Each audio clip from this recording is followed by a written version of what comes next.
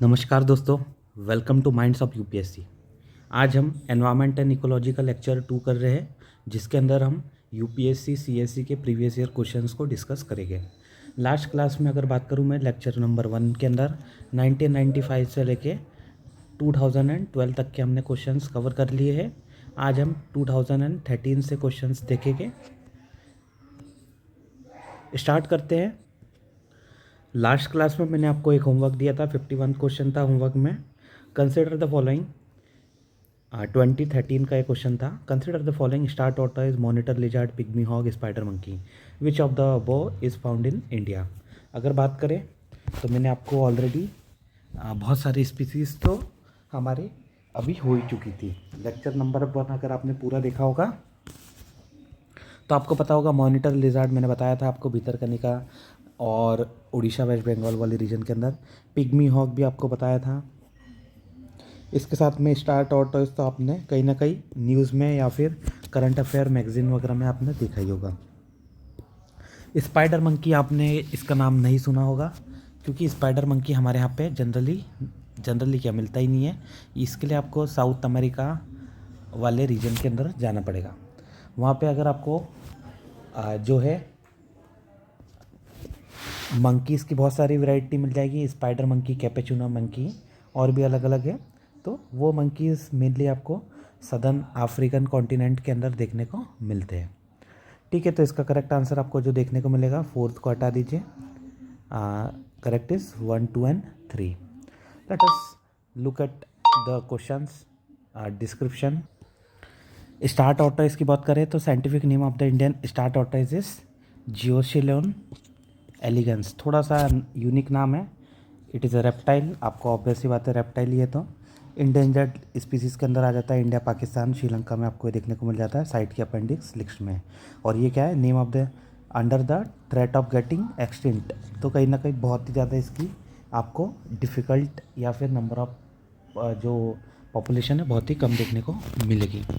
इसके साथ में मॉनिटर लिजार्ड, बंगाल लिजार्ड भी कहा जाता है, बंगाल मॉनिटर भी कहा जाता है, common Indian monitor. Afghanistan, Bangladesh, Burma, India, Nepal, Iran, Pakistan, Sri Lanka में मिलता है। साइट के appendix 1, schedule 1 of wild life protection act. इसके साथ में कंजप्शन में भी होता है, मेडिसिनल पर्पजेज़ के लिए हंटिंग वगैरह इसकी होती है। इसके बाद बात करें पिग्मी हॉग, तो ये आपको pygmy hog it is a mammal, IUCN की रेड लिस्ट के अंदर इंडेंजर्ड आ जाता है। शेड्यूल 1 है। ये आपको मानस और मानस के आजू बाजू वाला जो एरिया है, फॉर एग्ज़ाम्पल नामेरी, ओरांग, उसके अंदर भी देखने को मिलता है।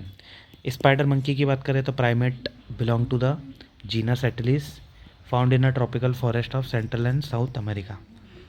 ये इसके अंदर आपको 7 स्पीसीज मिल जाती है, अलग अलग वैरायटी है। ये आपको 5 are endangered, 1 is critically endangered as per IUCN। आगे बढ़ते 52nd क्वेश्चन देख लेते हैं। 52nd के अंदर अगर हम बात करें, which one of the following can be found as a pollutant in the drinking water in some parts of India. बताइए क्या आपको पॉल्यूटेंट के तौर पे आपको देखने को मिल जाएगा। आर्सेनिक, ऑब्वियस सी बात है, आर्सेनिक तो पॉल्यूटेंट रहता ही है। आपने आर्सेनिक रेजिस्टेंस राइस सुना होगा, वेस्ट बंगाल के अंदर ये बनाया था, आर्सेनिक रेजिस्टेंट राइस। ठीक है, इसके साथ में सॉर्बिटॉल आ गया, फ्लोराइड आ गया, फॉर्मल्डिहाइड हो गया, यूरेनियम हो गया।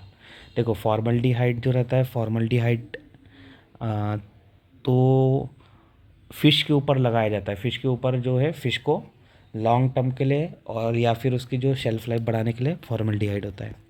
तो ये तो आपको कहीं देखने को नहीं मिलेगा। इसके अलावा फ्लोराइड, ये आपको ऑब्वियस सी बात है, ये तो मिल जाता है। और यूरेनियम भी बहुत, जहाँ पे यूरेनियम आपको देखने को मिलते हैं, तो जो यूरेनियम का वेस्ट निकलता है उसे कहा जाता है यूरेनियम टेलिंग। तो वो भी कहीं ना कहीं ड्रिंकिंग वाटर के अंदर पॉल्यूटेंट के तौर पे आपको देखने को मिल सकता है। आर्सेनिक हो गया, फ्लोराइड हो गया, 1 and 3 शुड बी देयर। उस हिसाब से 1 and 3। फॉर्मल्डिहाइड नहीं होना चाहिए, तो डी भी चला गया। यहाँ पे आपको 135 मिल रहा है, यहाँ पे 1 and 3 मिल रहा है। यूरेनियम भी है, यूरेनियम, इसीलिए C should be the correct answer. Arsenic देखिए, seepage of industrial and mines discharge, fly ash pond of thermal power plant, fly ash के अंदर हमने देखा था आर्सेनिक, कोबाल्ट और अलग अलग हैवी मेटल्स मिल जाते हैं।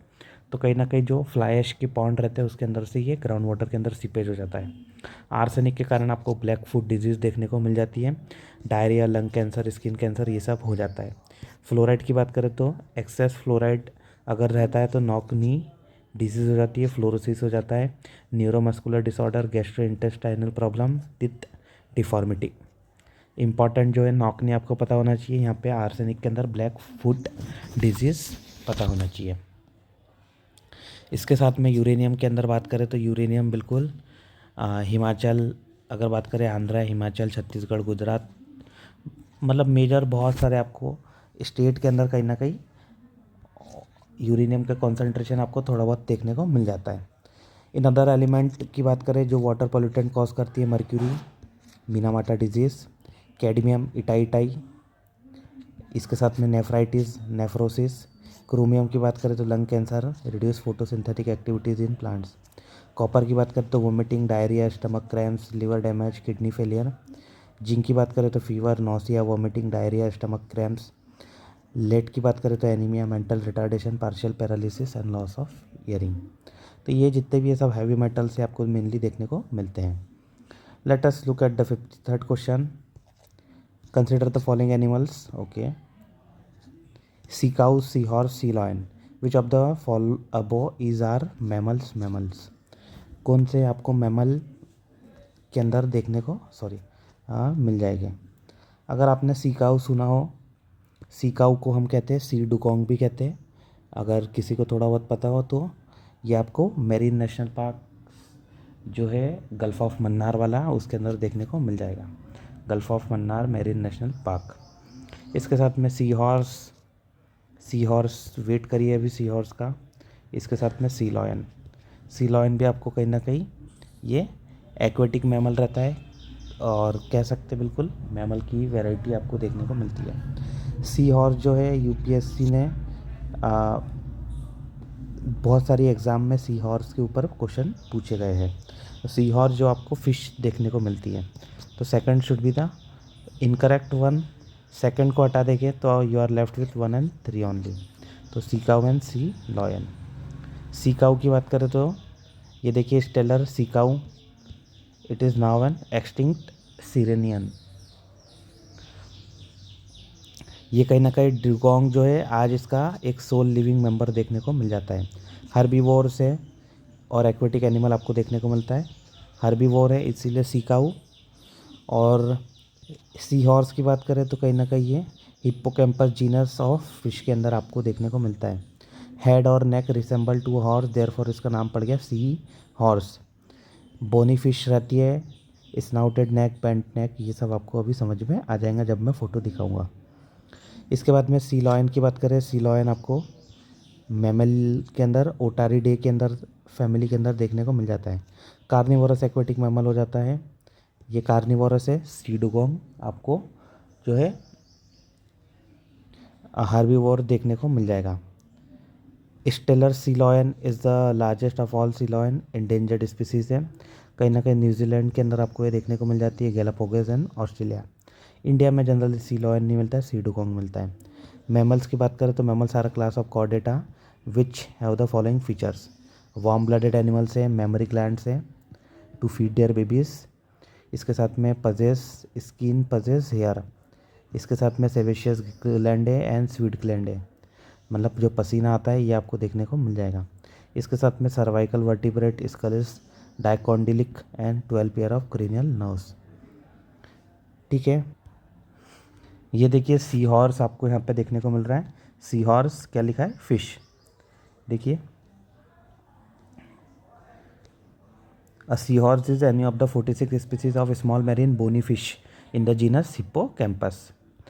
इसको जो है सी मॉन्स्टर, सी एनिमल, जो भी आप कहना चाहें ये कह सकते हैं। समुद्री घोड़ा भी कहते हैं, अश्वमीन भी कहते हैं। मीन बोले तो मछली, अश्व बोले तो घोड़े जैसी मछली, समुद्री घोड़ा। इसके साथ में अगर सी डुगोंग देखना है आपको तो देखिए एनिमल मैमल आपको देखने को मिल रहा है सी डुगोंग।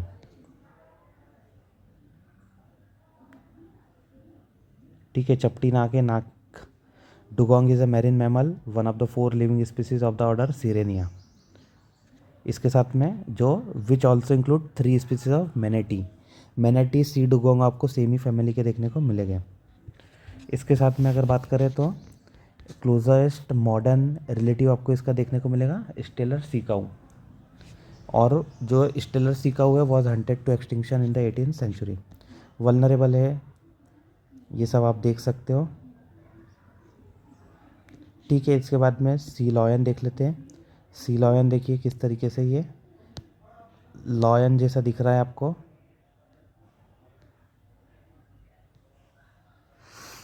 ये है, ये कहीं ना कहीं ये देखिए ability to walk on all fours, thick hair है, बिग चेस्ट है। ये आपको क्या बोल सकते हैं, न्यूजीलैंड ऑस्ट्रेलिया वहाँ पे आपको देखने को मिलेगा। इसके साथ में जो है ये क्या क्या खाता है, तो क्रील्स को खा जाता है, पेंगुइन्स को खा जाता है। कहीं ना कहीं कोल्ड हैबिटेट के अंदर आपको ये देखने को मिलता है। California, north and south Australia, New Zealand. Next question देखते हैं 54th वाला। On the planet earth most of the fresh water exist as ice cap and glacier. Okay, out of the remaining fresh water the largest proportion, मतलब सबसे ज़्यादा ice cap और glacier पे आपको fresh water मिलता है। उसके बाद में कहाँ पे मिलता है? It is found in the atmosphere as a moisture and clouds. It is found in fresh water lakes and rivers. It exist as ground water. It exist as soil moisture. तो देखो ये ज्योग्राफी के अंदर भी ये question कराया था। Geography के अंदर ऐसे 2 क्वेश्चन आए थे और ये ज्योग्राफी के अंदर भी आपको ये कॉन्सेप्ट मिल जाएगा। एनसीईआरटी में तो दिया हुआ ही है। सबसे ज़्यादा आइस कैप एंड ग्लेशियर में मिल जाता है और उसके बाद में आपको जो देखने को मिलेगा वो मिलेगा ग्राउंड वाटर के अंदर। तो correct answer should be C. एक बार ये देख लेते हैं। वर्ल्ड ओशन 97.2% वाटर यहाँ पे, टोटल वाटर का वर्ल्ड ओशन में इतना है। फ्रेश वाटर 2.8% है। फ्रेश में 2.8 में से 2.15 आइस शीट और ग्लेशियर में चला जाता है। ग्राउंड वाटर के पास में 0.63% बचता है। उसके बाद में जो बचा हुआ है 0.02%, उसके अंदर आप ये देखिए इन सब का डिवीज़न हो गया। एटमॉस्फेयर, सॉइल, मतलब उसके अंदर फिर फ्रेश वाटर लेक्स आ जाती है, देन सैलिन लेक आ जाती है, सॉइल वाटर आ जाता है, एटमॉस्फेयर आ जाता है, स्ट्रीम चैनल आ जाता है। मतलब रिवर वाला जो चैनल है स्ट्रीम चैनल, उसके अंदर तो बहुत ही कम वाटर आपको देखने को मिल रहा है। ठीक है, आगे बढ़ते 55th question. In the grassland trees do not replace the grasses as part of the ecological succession because insects and fungi, limited sunlight and paucity of nutrient, water limits and fire, none of the above। अगर इसका थोड़ा बहुत भी आपको knowledge हो तो देखिए, आपको पहले बता चुका हूँ जो सबसे इम्पोर्टेंट फैक्टर है। हमने अगर मैंने ज्योग्राफी के अंदर मेरी जो क्लासेस चलती है उसके अंदर कोपेन क्लासिफिकेशन बताया है, ABCDE है ना। BWH बताइए अगर थोड़ा बहुत आपको आइडिया। BWH कोपेन क्लासिफिकेशन के अंदर किसका आपको ये क्या बोल सकते हैं क्लासिफिकेशन देखने को मिलेगा, किसके लिए टर्म यूज़ किया जाता है BWH। नंदलेस आपको जो बताना चाह रहा हूँ, कोपेन क्लासिफिकेशन की अगर बात करें तो जो सबसे इंपॉर्टेंट जो फैक्टर आता है वो रहता है प्रेसिपिटेशन। प्रेसिपिटेशन मतलब रेनफॉल। रेनफॉल सबसे ज़्यादा कहाँ पे हो रही है? रेनफॉल कम है तो वहाँ पे एरिड हो जाएगा, उसके बाद में सेमी एरिड, उसके बाद में ग्रासेस, उसके बाद में डेसिडियस, उसके बाद में moist deciduous, semi evergreen, evergreen, rain forest. ये सब जो भी है वो सब आपको सीक्वेंस देखने को मिल जाएगी। It is based on precipitation. तो इंसेक्ट्स एंड फंगाई तो कहीं नहीं आएगा। Limited sunlight and पॉसिटी of nutrients, भाई पॉसिटी ऑफ न्यूट्रिएंट आप कह नहीं सकते, लिमिटेड सनलाइट भी नहीं कह सकते। लिमिटेड तो बहुत ही कम हो गई, सनलाइट तो प्रॉपर ही मिलती है। सवाना के अंदर तो सनलाइट की कमी नहीं है। अगर आप सवाना सूडान के अंदर देखो तो डायरेक्ट सनलाइट आपको सीधे देखने को मिल जाती है। तो दिक्कत कहाँ पे आ रही होगी फिर? Water limit and fire. बिल्कुल, वाटर यहाँ पे आपको लिमिट मिल जाती है, इसके साथ में फायर। फायर की जो है जो ग्रासेस रहती है उसके अंदर ट्रीज़ को वो बड़ा होने नहीं देती है। फायर जब लग जाती है तो पूरा के पूरा ट्रीज़ ख़त्म हो जाते हैं। सो इकोलॉजिकल सक्सेशन वहाँ पे पॉसिबल नहीं हो पाता है। Grassland are one of the intermediate as stage of in ecological succession and cover a part of the land on all the latitude and altitude and latitude at which climatic and soil condition do not allow the growth of trees. Nonetheless, बात करें rainfall is usually low or the soil depth and quality is poor. The low rainfall prevent the growth of the numerous trees and shrubs. Trees are prone to catch fire due to high temperature and the fire spreads swiftly. Due to this reason, trees do not replace the grasses as part of the ecological succession. ये आप देख लीजिए, grassland are known by various names in different part of the world. North America के अंदर prairies मिल जाता है, Eurasia में steppes है, अफ्रीका में सवाना, अभी आपको बताया था सूडान टाइप भी कहते हैं, साउथ अमेरिका में पंपाज है, इंडिया में ग्रासलैंड है, सवाना है, इसके साथ में तराई भी मिल जाता है आपको. इसके साथ में कैंपस आपको ब्राज़ील में मिलता है, इसके साथ में लानोज मिल जाता है वेनेजुएला में, साउथ अफ्रीका में वेल्ड है, ऑस्ट्रेलिया में डाउन. ठीक है, डाउन ऑस्ट्रेलिया डाउन नीचे आता है, इसीलिए ऑस्ट्रेलिया के अंदर डाउन आपको देखने को मिल जाता है. मतलब नेम आपको उस तरीके से है. Let us look at the next question. 56 question देखें. Which one of the following is the correct sequence of ecosystem in the order of decreasing productivity. Repeat which one of the following is the correct sequence of ecosystem in the order of decreasing productivity. सबसे ज़्यादा productivity अगर आपको देखने को मिलेगी तो वो mangroves या रेन फॉरेस्ट की देखने को मिलती है, या तो फिर इसके साथ में कोरल रीफ वाला अगर आप कॉन्सेप्ट कोरल रीफ अगर कह सकते हो तो ओशन, यहाँ पे ओशन, यहाँ पे दिया मैंग्रोव. तो क्या कर रहे हैं हमने, डिक्रीजिंग, बड़े से छोटा. ओशन हट गया, यहाँ पे वाला भी ओशन हट गया. Mangroves, then grasslands, then lakes, then oceans. इसके बाद में बी जो दिया, mangroves, then oceans, then grassland, then lakes. तो अगर आपको बात बताऊँ मैं, ओशन की आपको सबसे कम देखने को मिलती है, ओशन से भी कम आपको जो है डेजर्ट जो रहता है उसके अंदर देखने को मिलता है. तो मैंग्रोव के बाद में आप जो आता है वो आता है ग्रासलैंड. ग्रासलैंड भी बहुत, तो वहाँ पे आपको एज़ कम्पेयर टू लेक्स या फिर ओशन कहीं ना कहीं आपको ज़्यादा इकोसिस्टम सर्विसेज और इकोसिस्टम के अंदर बायोडाइवर्सिटी देखने को मिलती है. तो C, mangrove, grassland, lakes, ocean, they are the correct sequence according to decreasing productivity. NPP per unit area आप समझते होगे, net primary productivity. The main productive system are estuaries, swamps and marshes, tropical rainforest and temperate rainforest. समझ गए. Most productive आपको कौन मिलेगा, estuaries, marches. क्यों मिलेगा, क्योंकि बायोडाइवर्सिटी वहाँ पे पानी है, बायोडाइवर्सिटी ठीक ठाक आपको मिल जाती है. ट्रॉपिकल रेन फॉरेस्ट ऑब्वियस सी बात है, सभी को आइडिया होता है इसके बारे में. तो बायोम प्रोडक्टिविटी अगर आपको देखना है तो देखिए, एस्चुरीज, स्वैम्प्स और रेन फॉरेस्ट तीनों की आपको सिमिलर देखने को मिल रही है. टेम्परेट फॉरेस्ट की थोड़ी सी कम है. नंदलेस यहाँ पे कॉनिफरस फॉरेस्ट जो टैगा है उसकी थोड़ी सी और कम आ जा रही है.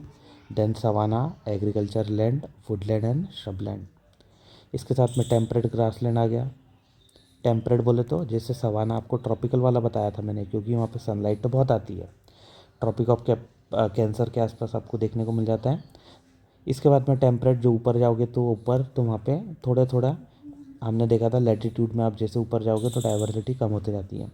लेक्स एंड स्ट्रीम की बात करें तो थोड़ा सा उससे ग्रासलैंड से थोड़ा सा कम है. देन कॉन्टिनेंटल शेल्फ, इसके बाद में ओपन ओशन की कम है. टुंड्रा, आर्कटिक एंड अल्पाइन के अंदर और भी कम है. Desert scrub and then extreme desert. Desert जो है सबसे कम आपको डेजर्ट की देखने को मिलेगी. इसके बाद में लेट अस मूव फर्दर. ये वापस से वही की हुई बातें बता दी है, ये थोड़ा सा बस नंबर के टर्म्स में बताइए. Average world net productivity billion kelvin per year. आगे बात करते हैं एसिड रेन. कल आपको बता भी दिया था एसिड रेन कौन से दो एलिमेंट के कारण होती है. Acid rain is cause by the pollution of environment by CO2 and nitrogen, carbon monoxide and carbon dioxide, ozone and carbon dioxide, nitrous oxide and sulphur dioxide. भाई कार्बन डाइऑक्साइड तो बहुत हर जगह प्रेजेंट है. Ocean में तो बहुत, sorry atmosphere में तो बहुत ज़्यादा है. तो हर जगह है, एसिड रेन होनी चाहिए उस हिसाब से. तो अगर आप कार्बन डाइऑक्साइड को हटा दो तो you are left with D only, nitrous oxide and sulphur oxide. तो सल्फर डाइऑक्साइड ये सब तो कल भी बताया था मैंने, NO2 SO2 एसिड रेन के लिए रिस्पॉन्सिबल है. More acidic then normal.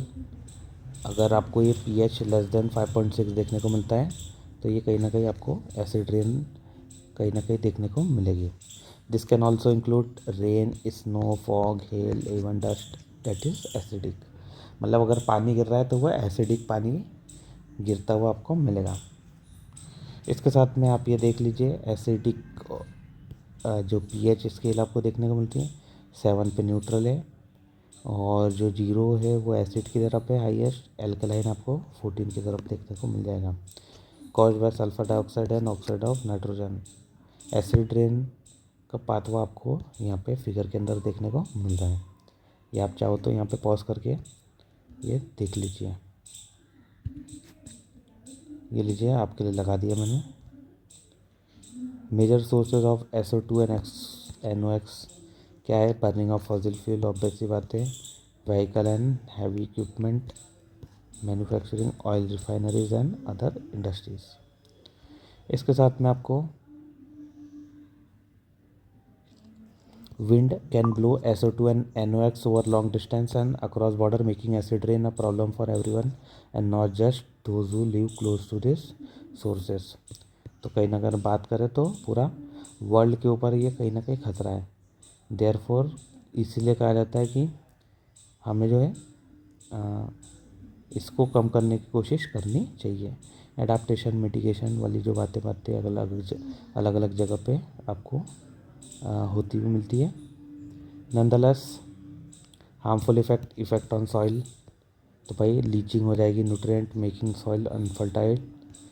इसके साथ में इफ़ेक्ट ऑन एक्वेटिक लाइफ, बहुत सारे जो छोटे छोटे जीव है गैमेट्स वगैरह, लाइफ साइकिल इफेक्ट होगी, प्रोडक्टिविटी के अंदर गड़बड़ हो जाएगी, इम्बैलेंस बन सकता है। Critically pH level of for aquatic animal, ये देखिए एक्वेटिक ऑर्गेनिज्म के लिए अलग अलग pH लेवल दिया हुआ है। इट मीन्स अगर ये इससे नीचे गए तो कहीं ना कहीं इनका डिस्ट्रक्शन और सर्वाइवल खतरे में आ जाएगा। Late us look at the effect on terrestrial, damage cuticle of plant leaves and reduce photosynthesis. इसके साथ में आप ये देख लीजिए, at high elevation acidic fog and cloud might stream nutrients from trees foliage, leaving them with brown or dead leaves and needles. The trees are then less able to absorb sunlight, which make them weak and less able to withstand freezing temperature। तो भाई acidic rain का बहुत ही ज़्यादा serious impact भी देखने को मिलता है। इसके साथ में at pH 5 most fish egg can not hatch. ठीक है, अब हैचिंग भी अफेक्ट हो गई है। इट मीन्स कहीं ना कहीं आने वाली पॉपुलेशन भी इससे कम हो सकती है। अब कम होगी तो हम अगर फ़िशिंग करेंगे तो फ़िशिंग हमें भी नहीं मिल पाएगी। तो कहीं ना कहीं देखो हर उसका इम्पैक्ट देखने को मिल रहा है। इफेक्ट ऑन माइक्रो ऑर्गेनिज्म की बात करें तो most fungi prefer an acidic environment, blue green bacteria prefer an alkaline environment, microbials species in the soil and water shift from bacteria bound to fungi bound। Okay, this can also delay in the decomposition of soil organic carbon। Effect on building monument and material, Taj Mahal, marble cancer and stone leaching। Work of art textile ये कहीं ना कहीं adversely effect हो गया। Limestone and marble are destroyed by acid rain, soot cover हो जाता है, smoke आ जाता है। Such object they slowly dissolve away from the surface because of acid fume in the rain. इसके साथ में आपको एक नाइट्रोजन भी देखने को मिलता है, नाइट्रोजन का pollution. It just not the acidity of acid rain that causes problem, acid rain also contain nitrogen and this can have a huge impact on the some ecosystem। For example, nitrogen pollution in our coastal water is partially responsible for declining fish and shellfish production in some areas। कहीं ना कहीं हर चीज़ का role तो आपको देखने को मिलता ही है। Let us look at 58 question with reference to food chain in ecosystem, consider the following statement। A food chain illustrate the order in which a chain of organism feed upon each other। बताइए, कोई doubt लग रहा है ये वाले statement में? Second है, food chain are found within the population of a species. अब बताइए, with in a population of a species आपको फूड चेन मिलती है क्या? मतलब ये तो क्या बोल सकते हैं, बहुत ही वेग वेग तो नहीं, रॉन्ग स्टेटमेंट आपको देखने को मिल गई।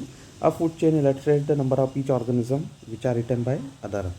Illustrate the numbers of each organism, बिल्कुल गलत। सेकंड वाला भी बिल्कुल गलत, और फर्स्ट वाला बिल्कुल करेक्ट आपको देखने को मिल जाएगा। One only. मेरे हिसाब से कोई भी डाउट होना नहीं चाहिए इसके अंदर।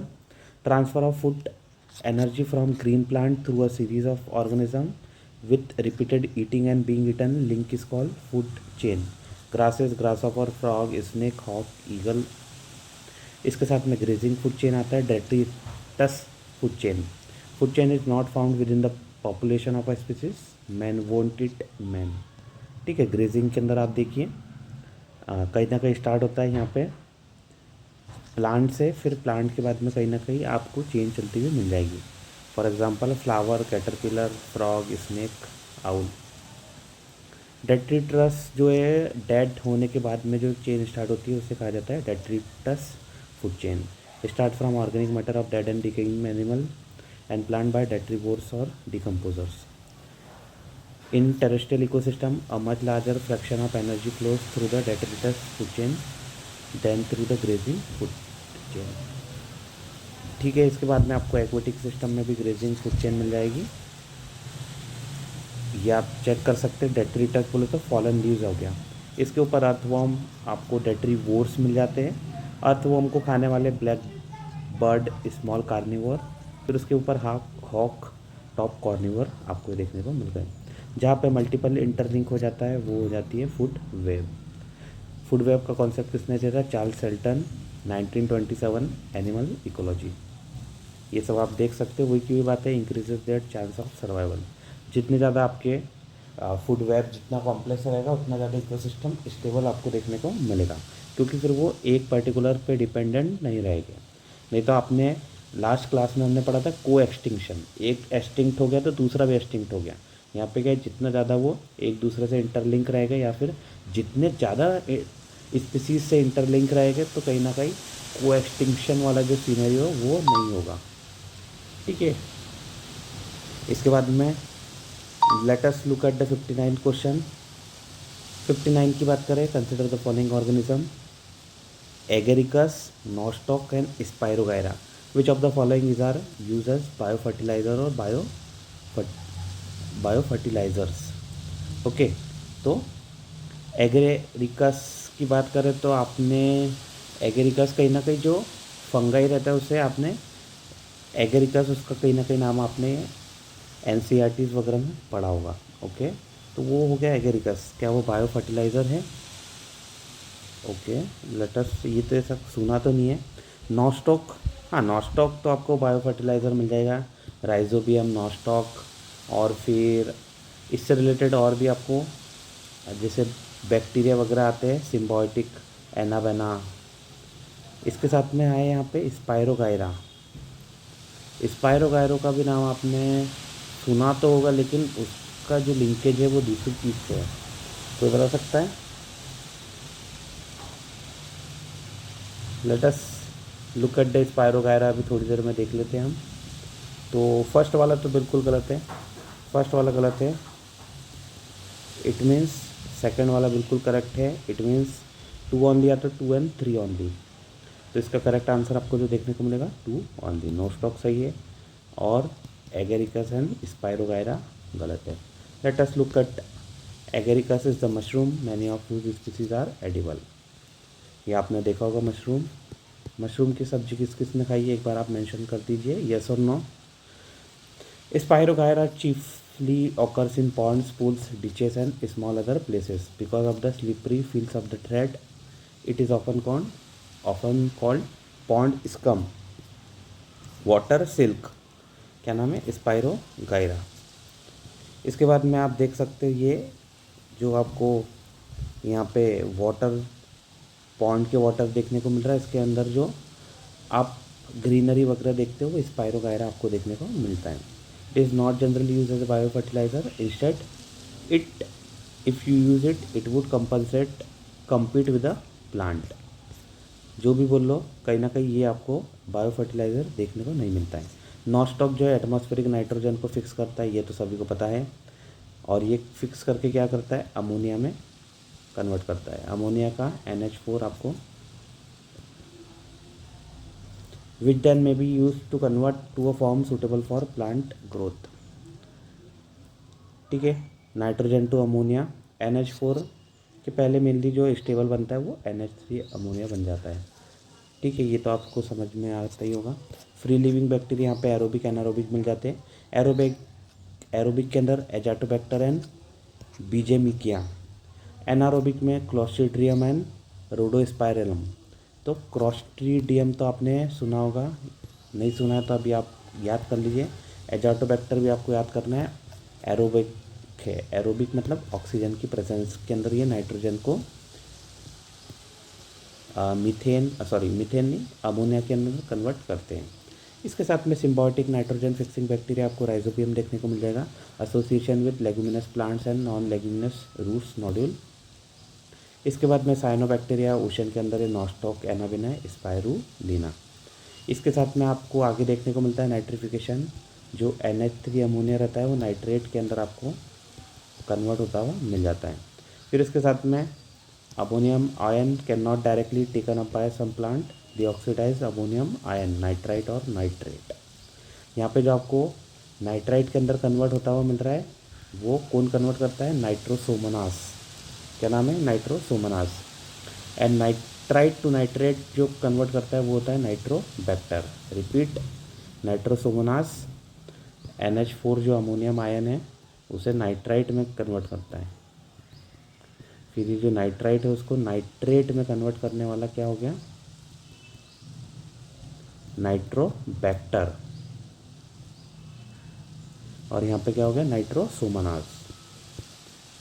ठीक है, इसके बाद में नाइट्रेट जो है कहीं ना कहीं प्लांट एब्जॉर्ब कर लेता है, फिर लीव्स तक जाता है, फिर अल्टीमेटली अमीनो एसिड बनता है और प्रोटीन वहाँ से फॉर्मेशन आपको मिल जाता है। Thus nitrification is an important in agriculture system. Fertilizer is often apply as ammonia. तो डायरेक्ट अमोनिया ही बेच देते हैं, अमोनिया के बाद में बस नाइट्रोसोमनास और नाइट्रोबैक्टर की फिर रिक्वायरमेंट रहती है, because nitrate is more water soluble than ammonia. और sorry, conversion of ammonia to nitrate increases with nitrogen leaching because nitrate is more soluble than ammonia. Nonetheless जो हमने प्रोसेस होनी थी वो तीनों की तीनों प्रोसेस पढ़ ली है। ठीक है, nitrification also play important role in the removal of nitrogen from the municipal waste water. इसको बोला जाता है डीनाइट्रिफिकेशन। इसके साथ में ammonification, urea uric acid to ammonia. Ammonification, dead matter living organism produce nitrogen waste such as urea and uric acid. ये जो है ये वेस्ट को कन्वर्ट कर देना इनऑर्गेनिक अमोनिया और अमोनियम आयन के अंदर, इसको कहा जाता है अमोनिफिकेशन। इसके बाद में डीनाइट्रिफिकेशन, नाइट्रेट से वापस आप अगर नाइट्रोजन में आते हो तो आपको डीनाइट्रिफिकेशन देखने को मिल जाता है।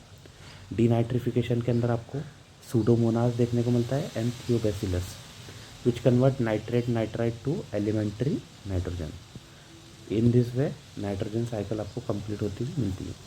थोड़ा सा क्या हो सकता है, याद करने वाली चीज़ें हैं, आपको याद करना पड़ेगा इसके अंदर नाइट्रोसोमनास एंड फॉर एग्जांपल नाइट्रोबैक्टर, फिर उसके बाद में सूडोमोनास, थियोबैसिलस, ये सब चीज़ों को आपको देखना है। नेक्स्ट क्वेश्चन देख लेते हैं 60 which of the following add nitrogen to the soil, excretion of urea by animal. बिल्कुल, ये तो आपको ऐड होता हुआ कर ही देगा। Burning of coal by man, burning of coal के अंदर क्या होता है, फ्लाई ऐश, तो इसके अंदर अब क्या आपको नाइट्रोजन मिल जाएगा। तो ये तो ऐसा कहीं आपने पढ़ा भी नहीं है। इसके साथ में डेथ ऑफ वेजिटेशन, तो वेजिटेशन वाला तो अभी हमने देखा ही था कि डेड वाले के साथ में किस तरीके से अमोनिफिकेशन हो रहा है। अमोनिफिकेशन मतलब नाइट्रोजन ही ऐड हो रहा है। फर्स्ट एंड थर्ड पे जाना चाहिए, तो 1 और 3 हो सकता है, 1 2 3 हो सकता है। बर्निंग ऑफ कोल जो है कहीं ना कहीं थोड़ा सा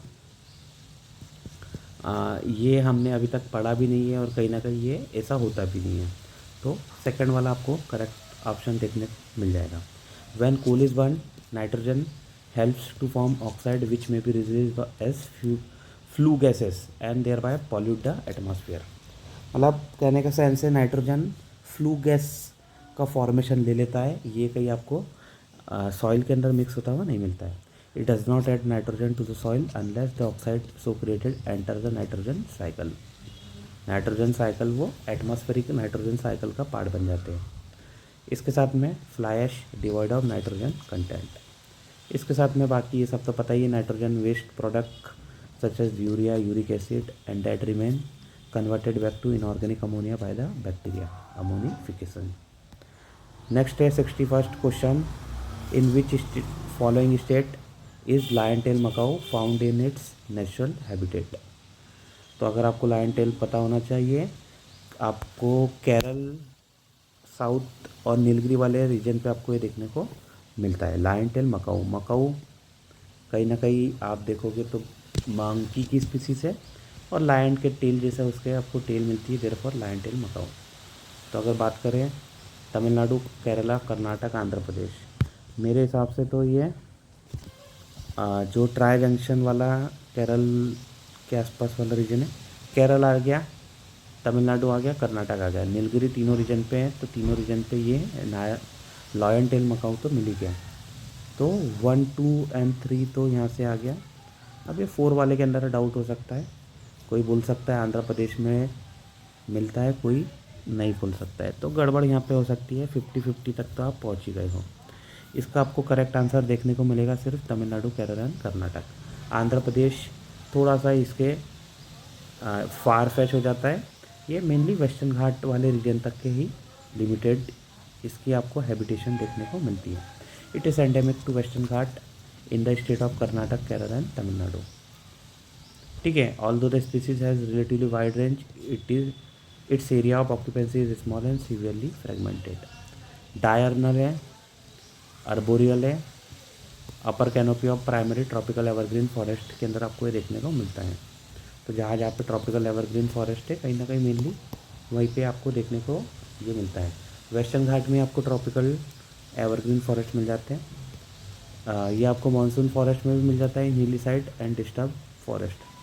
कुद्रेमुख कर्नाटक के अंदर है, पेरियार केरल के अंदर है, साइलेंट वैली केरल में आपको ये सब देखने को मिल जाता है। इसके बाद में habitat loss, degradation, creation of exotic plantation such as tea, eucalyptus and coffee, hunting, pet rate, कहीं ना कहीं इसके कारण इसकी जो है कमी होते जा रही है, इसका जो थ्रेट होते जा रहा है। कंजर्वेशन क्या है, तो इंडेंजर्ड कैटेगरी के अंदर है, appendix 1 of CITES, schedule 1 of wild life protection act. 62nd question देख लेते हैं, which of the following term describe not only the physical space occupied by an organism but also its functional role in the community of organism. Repeat, which of the following describe not only the physical space but also functional role, ecotone, ecological niche, habitat, home range. Direct answer ecological नीश, नहीं पता है तो आपको NCERT पढ़ने की ज़रूरत है। Very very important term हो जाती है फंक्शनल रोल। क्या रहता है in an community of a particular organism, unique functional role and position of species in its habitat और ecosystem, how species interact with in a ecosystem. The niche of a species depend on both biotic as well as abiotic factor. Biotic factor में आपको food availability, predators. Abiotic factor में temperature, landscape, soil, light, non living factors भी important है। इसके साथ में dung beetle consume Dang both in larval as well as adult form. Dung beetles store dung ball in burrow and female lay egg with in them. तो कहीं ना कहीं आप देखोगे इसका भी एक आपको dung beetle perform a unique role in its environment. अब ये यूनिक रोल क्या है, dung beetle in turns influence the surrounding environment by aerating soil and re releasing beneficial nutrient. तो जो है ये गोला बनाते हैं, कहीं ना कहीं ये इसके अंदर जो सरफेस के अंदर सॉइल के अंदर ये एरेशन में हेल्प करती है। Greater the niche diversity the more the eco system stability. जो मैंने बताया था फूड चेन जितना ज़्यादा कॉम्प्लेक्स रहेगी उतना ज़्यादा स्टेबिलिटी आपको देखने को मिल जाएगी। सेम यहाँ पे भी देखने को आपको मिल रहा है। डिफरेंस बिटवीन निश एंड हैबिटेट इज़, हैबिटेट का मतलब होता है एड्रेस, निश मतलब प्रोफेशन या फिर आपका फंक्शनल रोल क्या है वहाँ पे। आगे बढ़ते हैं। हैबिटेट प्रेफरेंस हैबिटेट यूसेज, ये तो आप देख सकते हो, कोई भी इसके अंदर डाउट नहीं होना चाहिए। 63rd question, with reference to the food chain in an ecosystem which of the following kinds of organism is are known as decomposer organism. तो decomposer virus, fungi, bacteria. Bacteria तो आपको डिकम्पोजर मिलते ही है। इसके साथ में आप बताइए फंगाई और वायरस। तो फंगाई भी जो है डिकम्पोज तो करते हैं, वायरस का डिकम्पोज करते थे नहीं भाई, वायरस तो होस्ट के ऊपर जाके बैठ जाते हैं, होस्ट वाले से पूरा की पूरा ये कहीं ना कहीं चीज़ें ले लेते हैं। तो सेकेंड और third should be the correct, यहाँ पे हो गया B answer. Bacteria and fungi both are decomposer organism. Bacteria are important decomposer. They can break down any kind of organic matter. Fungi की बात करें तो they are primary decomposer. They not only decompose the surface organism but can also penetrate deep into an organic matter. अगर आपको पता हो तो जैसे एंट जब मर जाती है तो उसके ऊपर भी फंगाई लग जाती है। इसके साथ में fungi do not contain chlorophyll, a pigment that green plant uses to make their own feed with the energy of sunlight. Instead, fungi get all their nutrients from dead material that they break down with special enzymes. ठीक है, अब आपको समझ में आ चुका होगा। Late us look at the 64th question. कोई भी डाउट है, कोई भी क्वेश्चन में गड़बड़ हो रही है, समझ नहीं आ रहा है, you can ask in the comment section. इसके साथ में आप ये भी करिए, जैसे ही मैं क्वेश्चन बताते जा रहा हूँ आप पॉज करिए, उसको अटेम्प्ट करने की कोशिश करिए, उसका आंसर आप कमेंट सेक्शन में लिख लीजिए, फिर चेक करिए, या तो फिर नोट्स के अंदर भी उसका आंसर लिख सकते हो, फिर चेक कर सकते हो। During a thunderstorm, a thunder in the sky is produced by the meeting of cumulonimbus clouds in the sky, lightning that separates the nimbus clouds, violent upward movement of air and water particle. During a thunderstorm, the thunder in the sky is produced by, बताइए thunder किस तरीके से produce होता है, बताइए बताइए।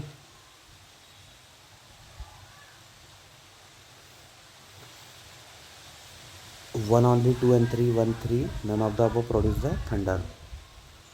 Thunder की बात हो रही है ना, थंडर इन द स्काई कैसे प्रोड्यूस होता है?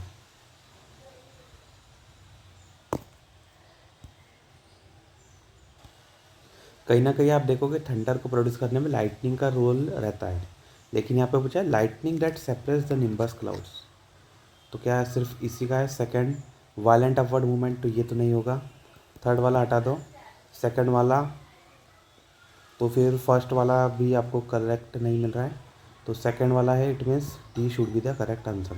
बिल्कुल हाँ, डी आ गया देखो। How lightning is form, lightning is a discharge of electricity, a single stroke of lightning can heat the air around it to 30,000 degrees Celsius. This extreme heating causes the air to expand explosively fast. This expansion creates a shock wave that turns into a booming sound wave known as a thunder. ठीक है, अब आपको समझ में आ गया किस तरीके से यहाँ पे थंडर प्रोड्यूस हो रहा है।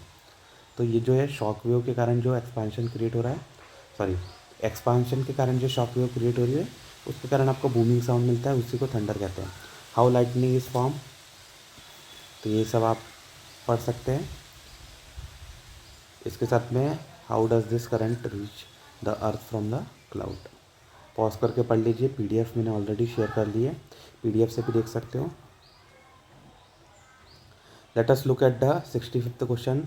Fruit stored in cold chamber exhibit longer storage life because, बताइए। Exposure to sunlight is prevented, concentration dioxide is increase of carbon environment, concentration dioxide is increase in the environment, rate of respiration is decrease, there is an increase in humidity, humidity वाला तो concept नहीं आएगा, exposure to sunlight वाला भी concept नहीं आएगा, हम घर के अंदर भी रखते तब भी सनलाइट नहीं मिलती है, स्टिल वो कहीं ना कहीं ख़राब तो हो जाता है। या फिर आप कह सकते हैं कार्बन डाइऑक्साइड वाला जो है is increase of carbon environment और rate of respiration.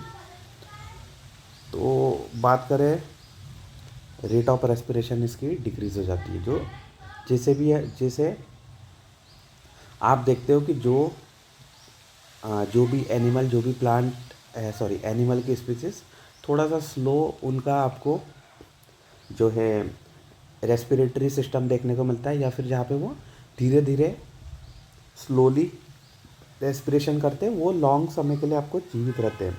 For example जैसे टाइगर, लॉयन और क्या बोल सकते हैं डॉग्स, ये क्या इनकी फास्ट रेस्पिरेशन रहती है, इसके लिए इनकी जो है लाइफ साइकिल आपको कम देखने को मिलती है। सिमिलरली रेट ऑफ रेस्पिरेशन आपको ये जो फ्रूट्स है उनके अंदर भी आपको देखने को मिलती है, तो वो रेट ऑफ रेस्पिरेशन डिक्रीज हो जाती है जब कोल्ड स्टोरेज के अंदर रखते हैं। Storage at low temperature prolong the shelf life, temperature reduce the growth rate of micro organism and slow many of the physical and chemical reaction that occurs in food. Okay, समझ में आ गया। Late us look at the 66, consider the following fauna of India. घड़ियाल, leatherback turtle, swamp deer. Which of the following is are endangered? 1 and 2 only, 3 only, 1, 2 and 3 none. बताइए घड़ियाल, leatherback turtle, swamp deer, which of the following are endangered? घड़ियाल, हमने देखा था घड़ियाल critically endangered है, तो बिल्कुल क्रिटिकली इंडेंजर्ड आ रहा है ये तो भैया। अगर बात करें लेदरबैक टर्टल और स्वैम्प डियर भी आपको इंडेंजर्ड तो नहीं मिलेगा, जहाँ तक है ये शायद वल्नरेबल वाले कैटेगरी में आएगा। ठीक है, एक बार देखना पड़ेगा करंट में। लेदरबैक टर्टल भी आपको इंडेंजर्ड नहीं मिलता है। अब घड़ियाल का जो क्रिटिकली इंडेंजर्ड है उसको क्या है, इंडेंजर्ड का पार्ट मान रहे या फिर नहीं मान रहे, या फिर IUCN के अकॉर्डिंग हो रहा है, क्या भी है ये थोड़ा सा यहाँ पे ये जो है क्वेश्चन फ्रेम होते समय गड़बड़ कर देता है UPSC। तो घड़ियाल क्रिटिकली इंडेंजर्ड है इतना हमें पता है, तो 1, 2, 3 तो साथ में नहीं जाएंगे। लेदरबैक टर्टल वल्नरेबल है, इट मीन्स 1 and 2 भी नहीं जा सकता, और 1 ओनली है नहीं, it means none of the above should be the answer. देखो सी टर्टल के अंदर आपको फ्लैट बैक मिल जाएगा, थोड़ा सा इसका जो सर बैक है वो फ्लैट है, ग्रीन मिल जाएगा, हॉक्स बिल मिल जाता है, olive ridley, loggerhead, leatherback. 6 of the world's 7 species of sea turtle live in Indian Ocean, ये आपको देखने को मिल गया। Green turtle, hawksbill are abundant in shallow coastal areas such is in Maldives and Kenya. साथ में आप अगर आप बात करोगे ऑलिव रिडले टर्टल वल्नरेबल मिल जाते हैं। बहुत सारे जो उड़ीसा की बीच पर मास नेस्टिंग आपको देखने को मिलते हैं। गहिर माता बीच, देवी रिवर के माउथ पे, ऋषिकुल्या बीच पे, इसको कहा जाता है मास नेस्टिंग वाले कॉन्सेप्ट को क्या कहा जाता है, अरी बाडा। ये आप देख सकते हो। इसके साथ में आपको यहाँ पे देखिए ये जो उड़ीसा वाले रीजन पे आपको ऋषिकुल्या, देवी रिवर और जो भी है गहिर माता बीच, यहाँ पे आपको मास नेस्टिंग वाली साइट देखने को मिल रही है। इसके साथ में आपको एक हॉक्स बिल मिल जाता है, वो क्रिटिकली इंडेंजर्ड है। लेदर बैक की बात करें वो वल्नरेबल है। हमसे क्या पूछा गया था, लेदर बैक पूछा गया था, वल्नरेबल है, नॉट अ इंडेंजर्ड वन। इसके साथ में घड़ियाल तो क्रिटिकली इंडेंजर्ड है, ये सभी को आपको पता है। नेशनल चंबल सेंचुरी उत्तर प्रदेश, राजस्थान, मध्य प्रदेश तीनों के ट्राई जंक्शन पे आपको देखने को मिलती है। घड़ियाल कहाँ पे मिलता है, सोन, गंडक, हुगली, घाघरा और म्यांमार, पाकिस्तान, भूटान के अंदर तो अभी एक्सटिंक्ट हो चुका है। इंडिया के अंदर ही आपको स्मॉल इसकी पॉपुलेशन मिल जाती है, सोन, गंडक, हुगली एंड घाघरा। इसके साथ में swamp deer, it is also known as barasingha, vulnerable category है, मध्य प्रदेश का स्टेट एनिमल है। कान्हा किसली वाले जो नेशनल पार्क है उसके अंदर आपको देखने को मिलता है। टाइगर रिजर्व भी है, नेशनल पार्क भी है। आगे बात करते हैं 67 वाला। देखिए थोड़ा सा कॉम्प्लेक्स क्वेश्चन ये भी आ गया। Due to improper indiscriminate disposal of old and use computer और their parts, which of the following are release in the environment as e waste? Beryllium, cadmium, chromium, heptachlor, mercury, lead, plutonium. Select the correct answer using the code given below. Indiscriminate disposal of old and used computer as their part, which of the release in the environment as a e-waste? बताइए, थोड़ा सा difficult हो जाता है question.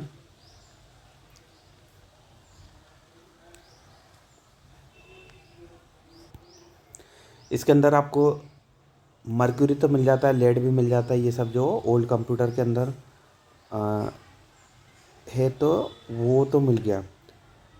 इसके अंदर बात आ रही है प्लूटोनियम। प्लूटोनियम कहाँ से आ गया? प्लूटोनियम तो रेडियो एक्टिव है, यूरेनियम से बनता है प्लूटोनियम। इतना डेंजरस मटेरियल कहाँ से आ गया? अगर हम 7 को हटा देंगे, 777, we are left with B. 1 2 3 5 6, 1 2 3 5 6। Heptachlor भी इसके अंदर नहीं मिल रहा है। इस तरीके से आंसर तक हम पहुंच सकते हैं। The disposal of electricity an electronic device, ये तो आपको ई वेस्ट देखने को मिल जाता है। इसके अंदर ये सब चीज़ें आपको कंपोनेंट मिल जाते हैं। हार्मफुल अगर हम एलिमेंट देखें, lead, mercury, cadmium, chromium, beryllium, PVC, polyvinyl chloride, PFO, perfluoro, octanoic acid, इन सब का इम्पैक्ट भी आप देख लीजिए। इसके साथ में सल्फर मिल जाता है and BFR, brominated flame retardant. आगे बात करते हैं 68 question. Consider the following pairs. Nokrek biosphere reserve, Garo hills, okay. Meghalaya के अंदर आता है नोरोकटोक, नोकरेक, गारो खासिया, जयंतिया। तीनों में से एक के अंदर ये आपको देखने को मिलेगा। अब क्या गारो के अंदर है? ये थोड़ा सा डिफिकल्ट तक पहुंच गया है। लोकटेक लेक की बात करें, बरेल रेंज वाले के अंदर आ रहा है।